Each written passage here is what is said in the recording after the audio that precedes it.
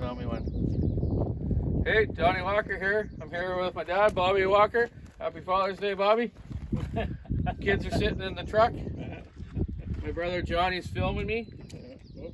Oh, we got a couple pictures fell off. Ah! Here, let's put some rocks on them here. A little West Coast wind. Heavy wind. So, Johnny, film down here. We'll see what the old place looked like. This picture here, hey Bobby, that was your house? Yep. There's a Mercedes-Benz Gullwing in the carport. My step-grandfather loved his Mercedes Gullwings. That thing would be worth probably $1 million today. That house was right behind this old shack here, up on a bit of a hill. They've excavated some of the hill off, and it used to overlook this shop here, which was the Nanaimo River Camp's main shop. They looked from the house down to the shop, and they could see, make sure everyone's working. That one's the same. That one's the same, just a little bit different shot. Let's take that and look back here. Yeah, now you can see the back mountain range. That's the curvature of that mountain behind that shop. You can see how much has changed here. The shop's pretty much where we're standing. Yeah, the shop is right where we're standing here. This is the locomotive that used to run up the track here and haul the logs to Shemaina's. And that's in Fort Steele now, BC, as a tourist train. Dad has been there with the kids, the girls, on a trip to Saskatchewan. I got a nice picture of them in front of it. That's a load of poles. Those are beautiful, big old fir poles, telephone poles. This was actually a steam, was it a steam Crane. Steam crane, Dad says. And it actually moved. Wow, it's huge. Huge old steam crane. This is where he used to go fishing at a little lake up the road here, sort of close to Jump Lake, probably where the watershed is. So yeah, you can see back on again. Back on new? Yeah. Okay, sorry we missed you on that there. So you can see the lay of the land here, what I explained about the house and the shop. So all you can see is the power lines over there now and all the regrowth here. This is where the shop was, and you can see up the hillside there from that one picture of the old picture here. Maybe Johnny can look at that again.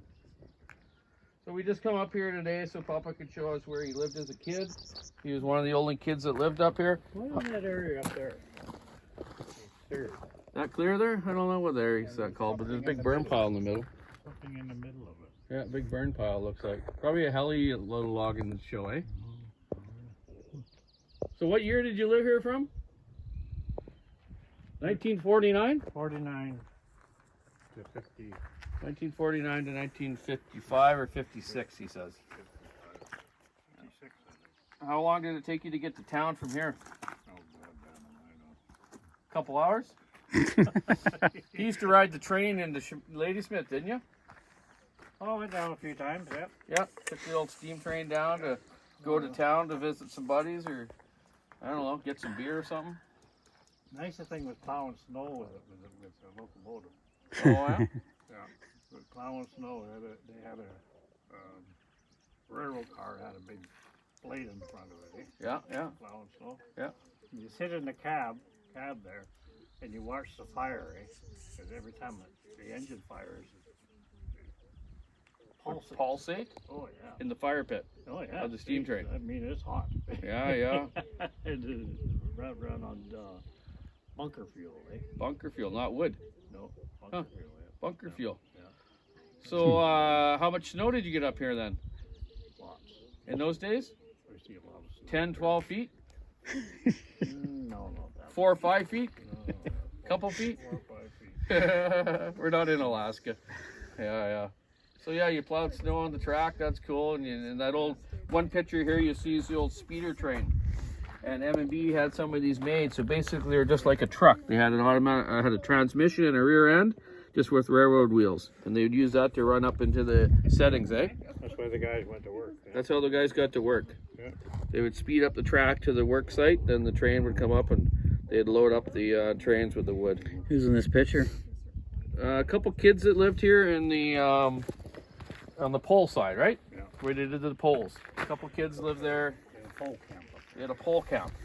Mackenzie pole camp. Making telephone poles. Mackenzie pole camp, making telephone poles. That one picture you seen there has the big load of them on there. So anyways, yeah, we came up here for Father's Day to check out the old spot.